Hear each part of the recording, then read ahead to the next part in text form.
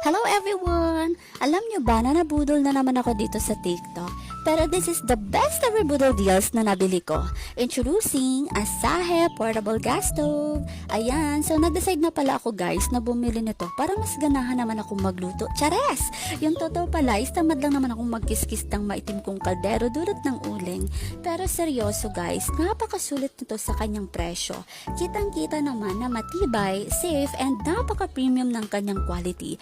Meron na din pala siyang kasamang warranty card para at least if meron ng mga technical problems is pwede nating maipaayos ng libre. Ayan, so dalawang colors na din pala ang available.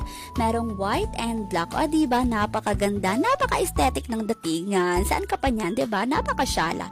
So pwede na din pala siyang gamitan ng butane canister and LPG tank. Super fine and adjustable na din pala ang kanyang apoy guys.